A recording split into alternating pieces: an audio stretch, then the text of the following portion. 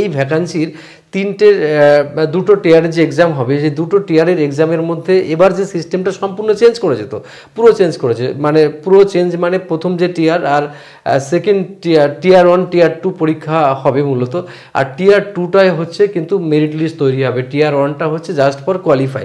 তো এখানেও কিন্তু পাস করার জন্য একটা মার্কস দরকার, এবং এখানে 100টা কোশ্চেন হবে 200 নম্বরের, আর প্রত্যেকটা ডিভিশন করা আছে, মানে ম্যাথস, রিজনিং, তারপর তোমার জেনারেল অ্যাওয়ারনেস, আর হচ্ছে ইংলিশ, এই 4টে থেকে। তো এবার কথা, যার নেগেটিভ মার্ক তো জানা আছে 0.50, মানে হচ্ছে প্রতি 4টে কোশ্চেন ভুল করলে একটা ভালো কোশ্চেন কেটে নেওয়া হবে, এরকম ব্যাপার। তো যাই হোক, এই যে আমরা জিকেতে, মানে জিকেতে এই সাবজেক্টের মধ্যে আমি আজকের বিষয়বস্তু হচ্ছে জেনারেল নলেজ, কিভাবে পড়বো, কতটা পড়বো, কিভাবে স্লটিং করে পড়বো, কেননা ম্যাথ, রিজনিং, ইংলিশে অনেকে কিন্তু পিক আপ করে নেয়। সব থেকে যে ভয়ের কারণ হয়ে দাঁড়ায় জেনারেল নলেজ বা জিএস পার্টটা, মানে জেনারেল অ্যাওয়ারনেস পার্টটা।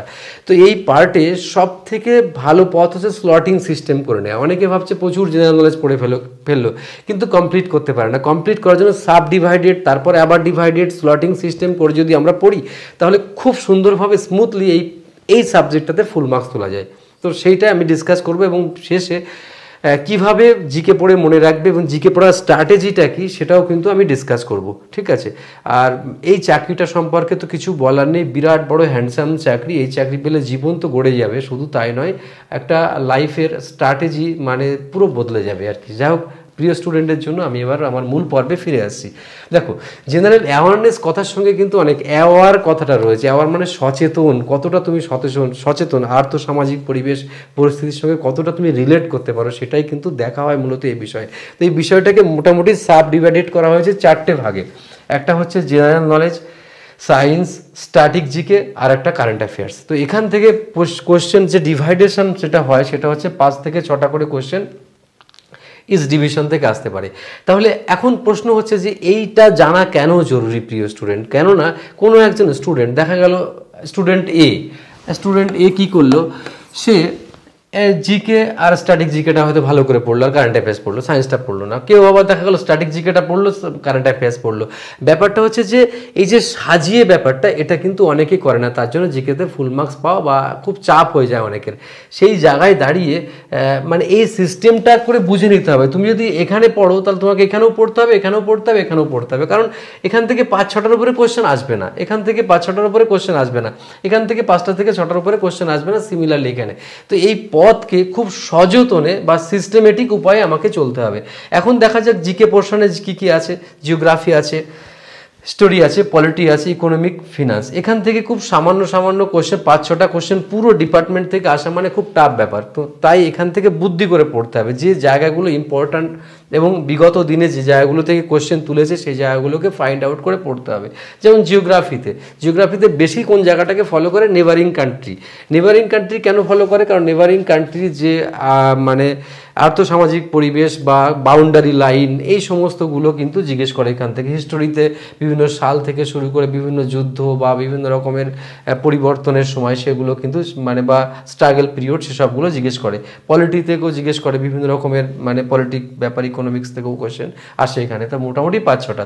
সায়েন্স থেকে মূলত বায়োলজি থেকে 1টা বা 2টো কোশ্চেন কখনো করতে পারে, কেমিস্ট্রি থেকে কখনো করে, কখনো নাও করে, ফিজিক্স থেকে 1টা কোশ্চেন, 2টো কোশ্চেন থাকে, কম্পিউটার থেকে 1টা থাকে, ডিসকভারি বা মিসলেনিয়াস থেকে 1টা, এরকমভাবে কোশ্চেনগুলো থাকে। তো মূলত সায়েন্সে এনসিইআরটি বই ফলো করলে কিন্তু অনেকটা সুফল পাওয়া যায়, এবং বেছে বেছে পড়তে হবে, গাদা গুচ্ছের পড়তে হবে না। এখানে পড়ার একটা খুব সিস্টেম আমি এই লাস্টের দিকে বলবো, কিভাবে নোটস করবে সেটাও আমি তোমাদেরকে বুঝিয়ে দেবো ব্যাপারটা।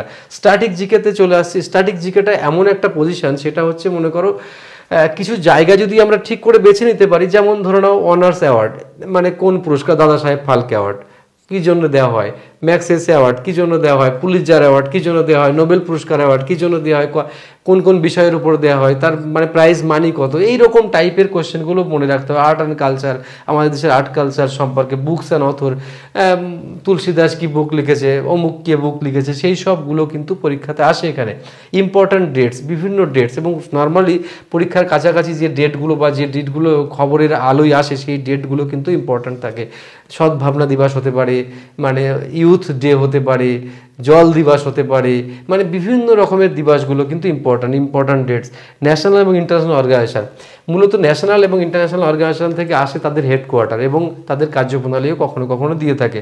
যেমন কখনো আসতে পারে ইন্টারন্যাশনাল কোর্ট অফ জাস্টিসের হেডকোয়ার্টার করতে। খুব সহজ কোশ্চেন, কিন্তু অনেকে কোশ্চেনটা এড়িয়ে যাবে কারণ পারবে না অনেকে। তো স্পোর্টস সম্পর্কে কোশ্চেন আসে, তারপরে আসে হচ্ছে মিসলেনিয়াস, এইসব যেগুলো বাদ আছে সে সম্পর্কে। এবার চলে আসি কারেন্ট অ্যাফেয়ার্স। কারেন্ট অ্যাফেয়ার্স দেখা গেছে, কারেন্ট অ্যাফেয়ার্সে একটু বুদ্ধি করতে হবে এখানে, যে এই যে তিনটে সাবজেক্ট তোমাকে আগে পড়ে রাখলে হবে। কারেন্ট অ্যাফেয়ার্স কিন্তু পরীক্ষার 3 মাস আগে থেকে শুরু করবে, তার আগে থেকে পড়ার খুব একটা দরকার পড়ে না। তার আগে থেকে খাতা নোট করতে থাকবে, কিন্তু 3 মাস আগে থেকে পড়তে শুরু করবে। তার কারণ হচ্ছে, কারণ তুমি কারেন্ট অ্যাফেয়ার্স খুব আগে থেকে পড়লেও কারেন্ট অ্যাফেয়ার্স কিন্তু ভালোভাবে পারফর্ম করা যায় না। কারেন্ট অ্যাফেয়ার্সের যে বিষয়গুলো খেয়াল রাখতে হবে, মানে চোখ কান খোলা রাখতে হবে কারেন্ট অ্যাফেয়ার্সের ক্ষেত্রে। তুমি অন্য পড়ছো কিন্তু দেশে কি ঘটছে সেগুলো তোমার কিন্তু খেয়াল রাখতে হবে। কি টেকনোলজির দিকে, কি পলিটিক্সের দিকে, সমস্ত দিকটায় তোমায় কিন্তু খুব ভালো করে খেয়াল রাখতে হবে। যেমন অ্যাপয়েন্টমেন্টস কোথায় কি হচ্ছে, কোনো কোম্পানির সিইও হতে পারে, বা কোনো ক্যাবিনেট মিনিস্ট্রি হতে পারে, গভর্নর হতে পারে, চিফ মিনিস্টার হতে পারে, বা এই রকম টাইপের যে রদবদল কি করে হচ্ছে এই সবগুলো। তারপর দেখো মানে বুকস অ্যান্ড অথর্স, নতুন কোনো বই কেউ লিখছে কিনা, শোভাদে কোনো বই লিখছে কিনা, মানে তারপরে তোমার ধরে নাও আমাদের যে 3 ইডিয়ট যে রাইটার লিখেছেন উনি চেতন ভগতের কোনো বই আবার নতুন করে বেরোলো কিনা, বা এরকম টাইপের যেসব নামি নামি রাইটার। বা এমন সময় হতে পারে যেমন সালমান রুশদি কে মেরে দেওয়া হয়েছে, মানে এই সালমান রুশদির বুকস আসতে পারে, তার রিলেটেড কোনো লাস্ট বুক, এরকম টাইপের। বা দেখো কারেন্সি, ক্যাপিটাল, এগুলো অনেক সময় বিভিন্ন দেশের পাল্টে যায়, কারেন্সি পাল্টায়, ক্যাপিটাল অনেক সময় পাল্টায়, সেগুলো মাথায় রাখতে হবে। র্যাঙ্কিং, আমাদের দেশ কোথায় ইন্ডেক্সে কোথায় কোন পজিশনে আছে সেগুলো পরীক্ষাতে আছে। ডেজ এবং প্লেস, যেগুলো খবরের আলোয় যে জায়গাগুলো, মনে করো ভদ্রেশ্বর খবরের আলোয় এলো কোনো কারণে, তো ভদ্রেশ্বর কেন এলো সেটাও মানে খবরের আলোয় জানতে হবে, এরকম ব্যাপারগুলো আর কি।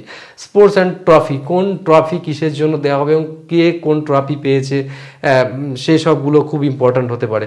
তারপরে হচ্ছে দেখো মিলিটারি এক্সারসাইজ, বিভিন্ন দেশের মিলিটারি এক্সারসাইজ বিভিন্ন নাম থাকে এবং কোন প্রধান গেস্ট কে আসছে সেই গেস্ট সম্পর্কেও কোশ্চেন আসতে পারে। তারপরে দেখো পার্সোনালিটি, পার্সন ইন নিউজ,